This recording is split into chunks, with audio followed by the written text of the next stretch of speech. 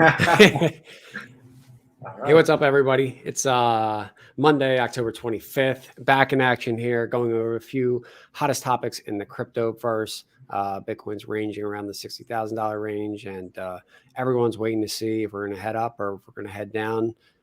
It'll be interesting. But while Bitcoin's doing its thing, we have a lot of great news that keeps coming out from all types of institutions, companies, M&A. And we're going to hit over a handful of those topics tonight. So, as usual, my guest Bill is on the line. Bill, how are you?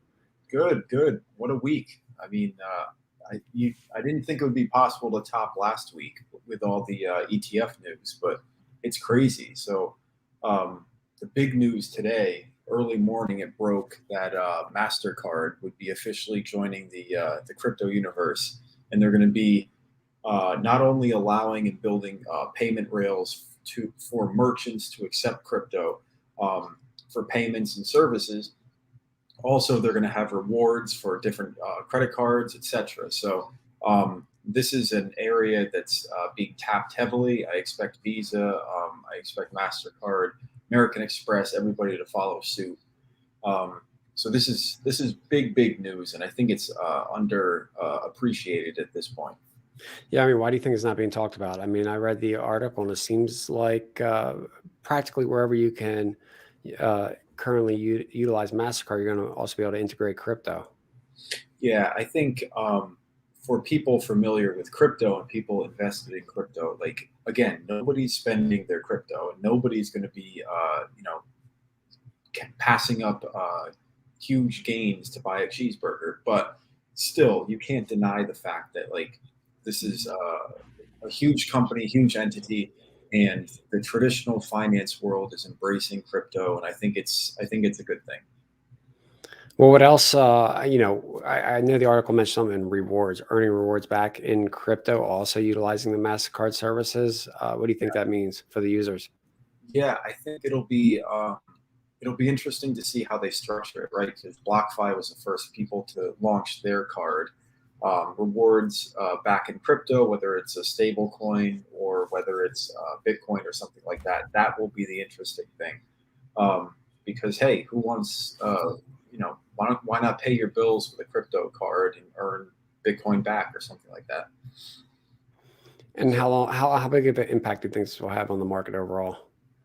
Well, I think part of the little pump this morning was because of that. To be honest, it's good news. Like Mastercard is massive. Why not? Like this is nothing but a good thing for Bitcoin and crypto right now. And I believe Mastercard has a partnership, is partnering with Backed, correct? And Back pumped Yeah, 100% on the news or something like that. that's right. So Bakkt and big financial entity and New York Stock Exchange affiliate. Yeah, so they're working together to launch this thing.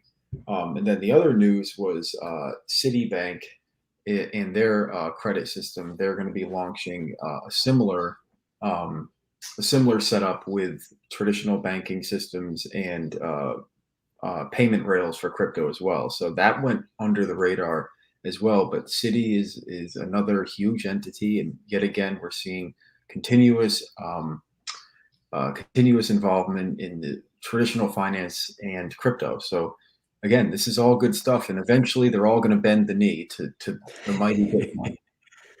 It's interesting. I had an interview with TradeStation Crypto today, and we were discussing how, all the brokerages and institutions are integrating, utilizing all the existing services in place to service their clients, probably at least initially. And then as that scales, they'll probably build out their own services and or acquire the other companies that exist.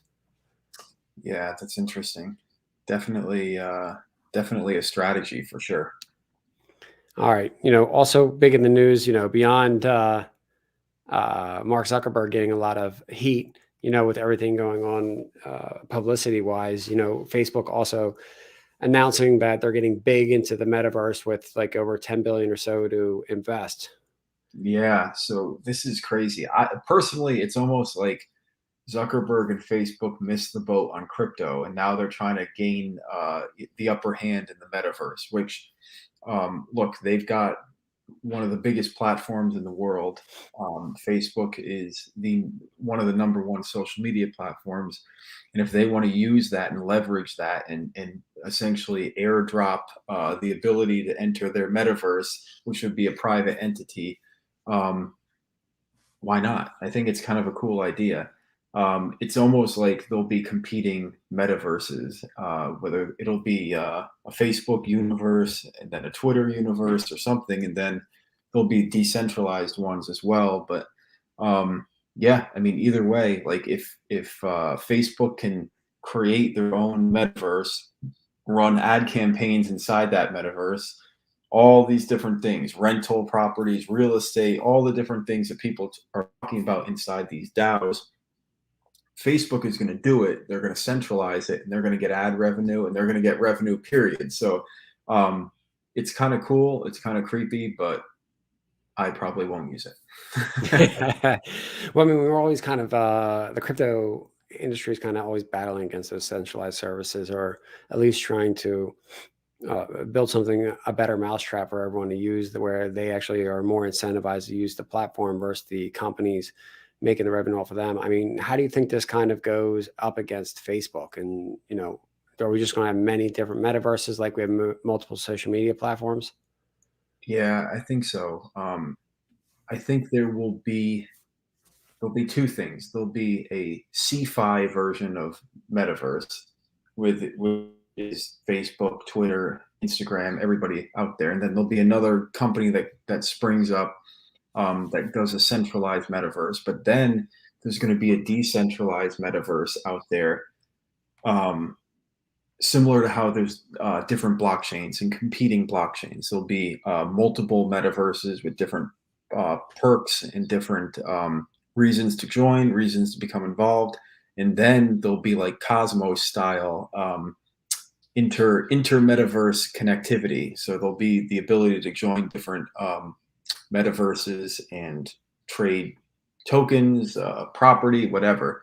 That's how I'm kind of viewing it. And then there'll always be this rivalry between the centralized metaverse companies and these, and then the kind of the decentralized versions out there.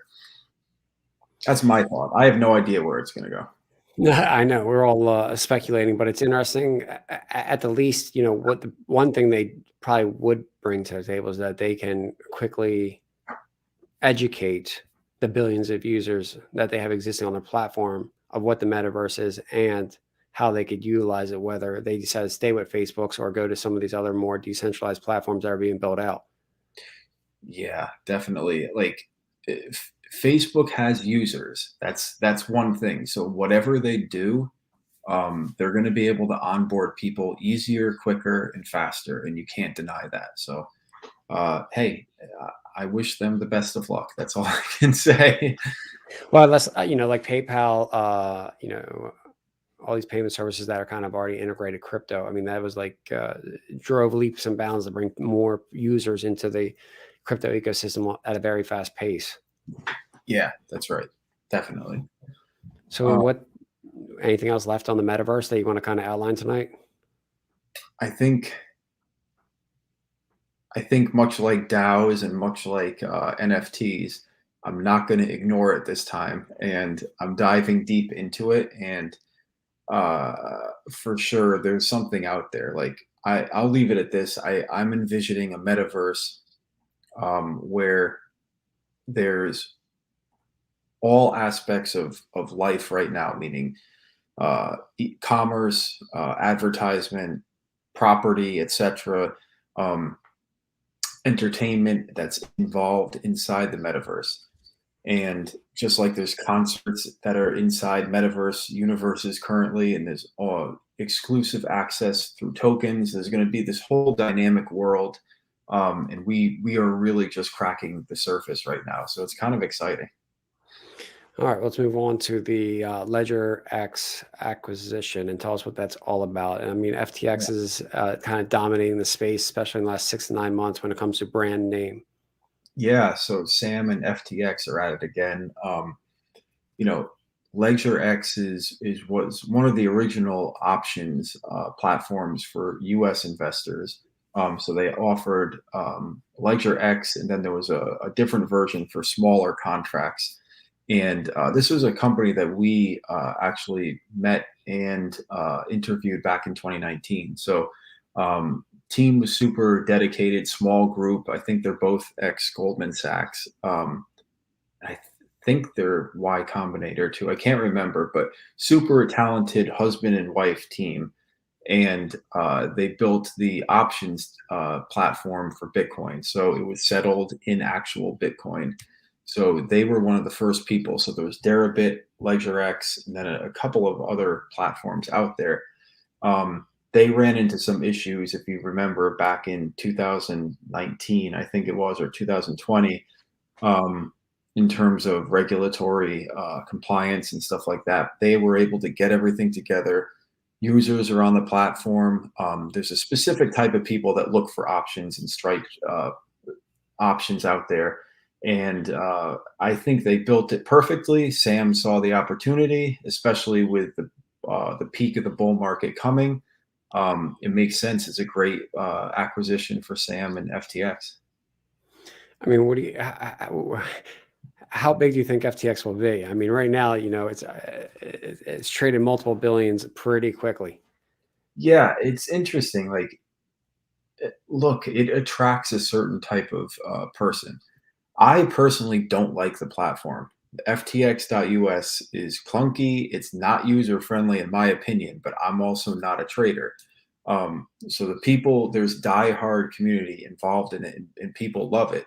There's growth around the token, there's growth around kind of the airdrops associated, and they've got everything. So they're competing directly with Binance, they're competing with a number of other exchanges, but um, their name is advertisement and acquisition, and they're doing a great job.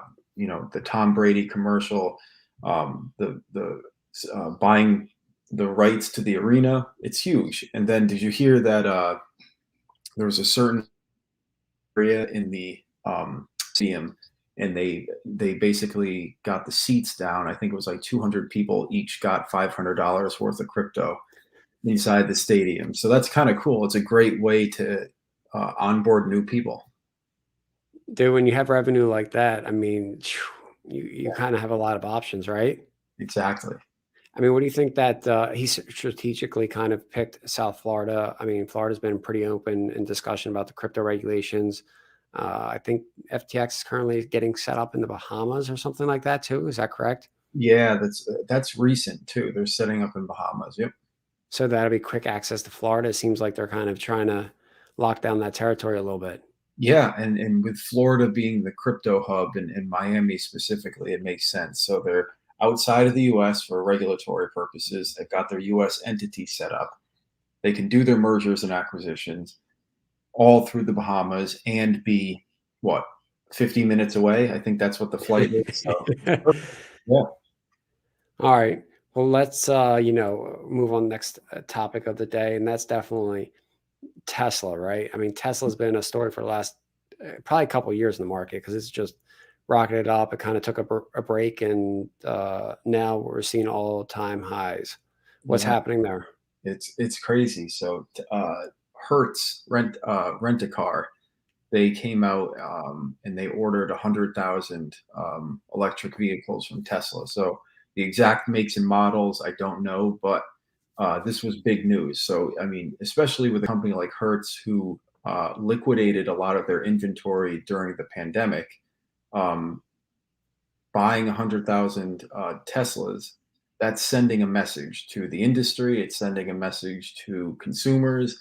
It's very interesting. So once again, it's interesting to see a company that has Bitcoin on its balance sheet hitting new all-time highs, and it has nothing to do with Bitcoin, perhaps. So it's just good. It's good. Tesla's a great company. Elon's a dynamic character and a unique personality, and it's great news to see all around. But hey, that's ultimately what may attract the type of talent that they do get, right? Because some people kind of are maybe tired of the old school way of doing things and kind of like the new approach. And he's, out in front on Twitter. He voices his Yeah, different things in different ways. Yeah, it's true. I mean, he has been responsible for a lot of the newcomers into crypto, but also some of the pumps last year too. So I think we hit 50 because Elon invested in Bitcoin. I'm pretty sure that was the pump from like 30 to 50. So all good stuff. All right. Now we also have, BlockFi has some new partnerships, right? I mean, we're kind of always wondering how these lending arms, these lending companies are going to stay in business. How are they going to expand their suite of products? How are they going to continuously innovate? So Yeah, tell us about their new partnership and what's happening there. yeah. So they just they signed a contract, and there's an agreement with Neuberger Berman, and this is apparently 437 billion AUM financial entity. And what they specifically want to do is offer crypto products to their LPs and associates with the firm. So customers involved, and this is fascinating because I actually think this is the first step, um, and a lot of people are going to follow suit. With BlockFi offering 8.25% interest, all these companies need to do is put USD into stable coins for a portion of their portfolio, put it on the BlockFi, and they're going to be probably better off than some of their other portfolios and some of their other positions, making it pretty much a risk-free 8.25 return for their clients and customers. So of course there's risks associated with the lending out there, but um, I was talking to someone from a company called Alpaca Finance, and he was explaining kind of DeFi, and there there's a lot of companies, I believe, and there's a lot of traditional finance people and entities that are going to be exploring DeFi soon. And I think this is probably the first step. They're going to go with a CeFi partner, regulated in the US, regulated in New York, and they're going to explore it, dip their toe in the water, and then they're going to get addicted, and they're going to start looking for higher returns out there in DeFi. So it's all good stuff. Zach Prince and the team over there at BlockFi do a great job. Um, they're no longer competitive with crypto interest rate returns, but they're competitive with their stable coins. So all Now, good do you stuff. think? Now, do you think a partnership like this shows signs that they're not really worried about the regulatory environment, or some of the regulatory actions that have been happening recently? Yeah, it's a good point. Like, there was an article that came out today on Blockworks, and um, they're hinting, Gary Gensler and the SEC are hinting at stable coins uh, falling under the regulatory framework of the SEC.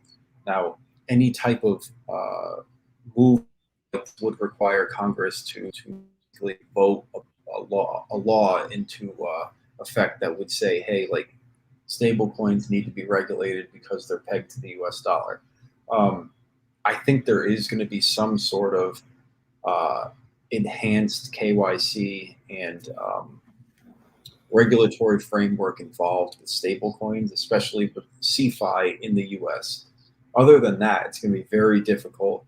Um, it's going to be interesting to see how stablecoins like USDC interact with CeFi after being out in the DeFi universe, if you know what I mean. So how do you prevent money laundering? How do you prevent dirty money entering?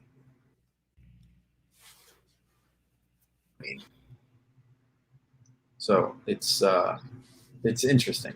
It's interesting to see. All right. Well, let's see what else we have today. Anything else happening that we want to kind of leave off with that we didn't Yeah, cover?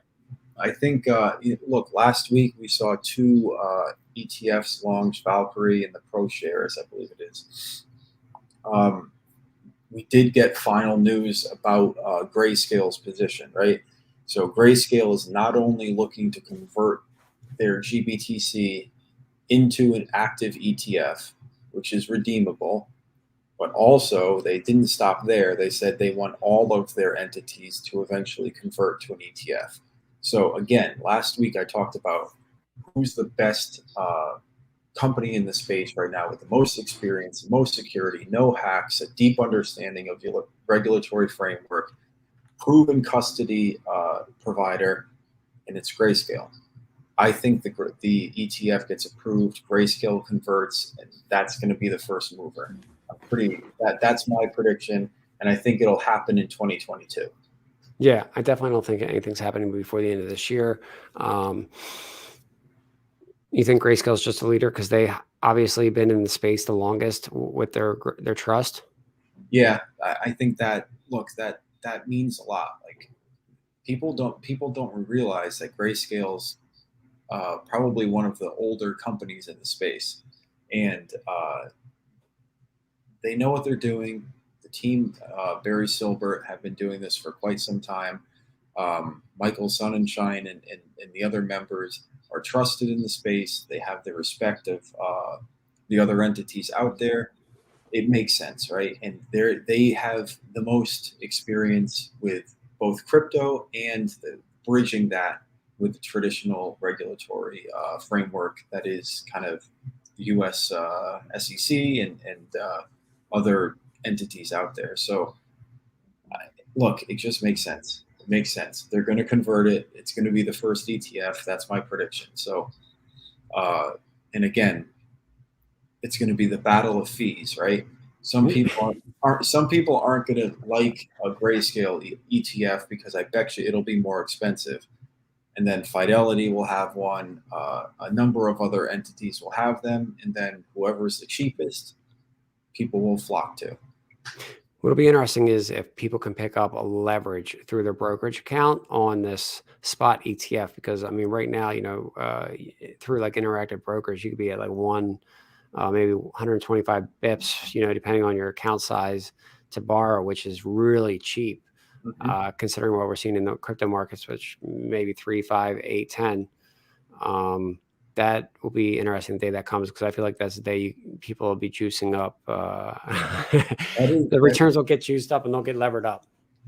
Yeah, and even like M1 Finance and companies like that, like super cheap to borrow against your assets. Like I agree, there's going to be a lot of people taking advantage of that, and that will be leverage that's not tracked on chain. Like everybody's tracking the leverage on chain with Bitcoin right now, and the exchanges out there. So it'll be interesting to see. You'll have both exchange leverage, but also traditional finance leverage through GBTC and kind of the spot ETFs.